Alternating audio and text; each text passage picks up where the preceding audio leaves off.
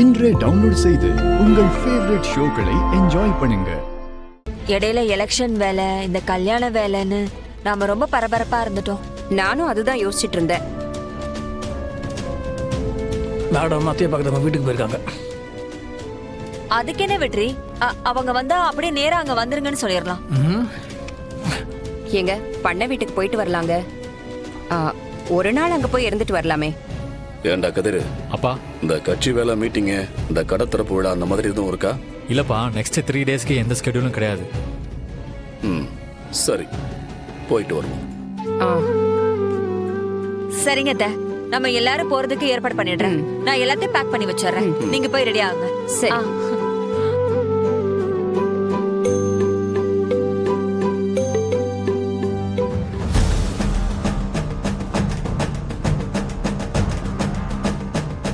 ஏ துளசி, என்னையே அழிக்க பாக்குறியா? உன்னை நான் எப்படி லாக் பண்றேன்னு மட்டும் பொறுத்திருந்து பாருடி.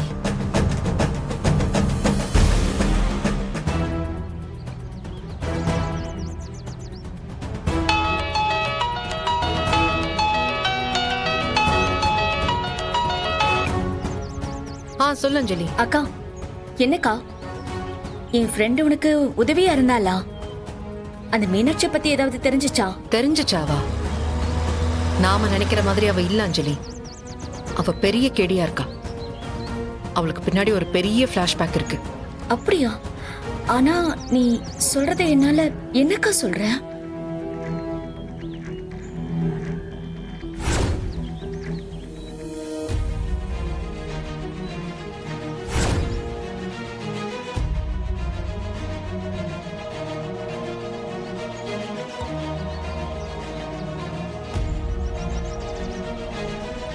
எங்க வீட்ல நடந்த அத்தனை பிரச்சனைக்கும் இந்த மீனாட்சி தான் காரணம்னு எனக்கு சந்தேகமா இருக்கு. அக்கா, இவ்வளவு விஷயம் பண்ணிருக்கானா கண்டிப்பா அவ தப்பானவளா தான் இருப்பாக்கா. நீ அவ கூட கொஞ்சம் ஜாக்கிரதையா இரு. சுந்தர் வீட்டுக்கு வந்ததுல இருந்தே எனக்கு டவுட்டா இருக்கு அஞ்சலி.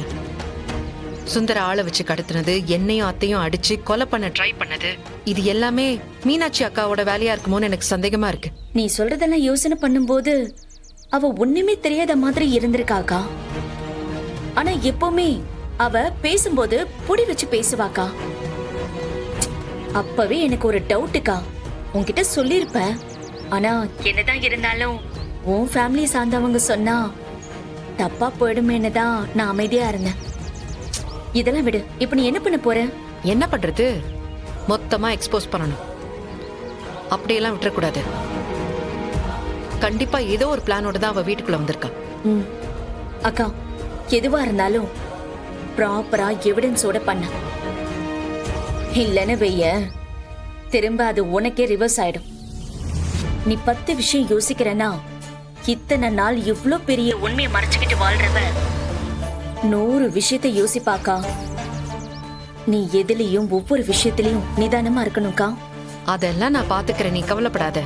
சரி, என் போன் ஸ்விட்ச் ஆஃப் ஆக போகுது. நான் வீட்டுக்கு போயிட்டு கால் பண்றேன், சரியா? அப்புறம் இந்த வீட்டு விஷயத்தை பத்தி அம்மா கிட்ட எதுவும் சொல்லாத. சரி சரி.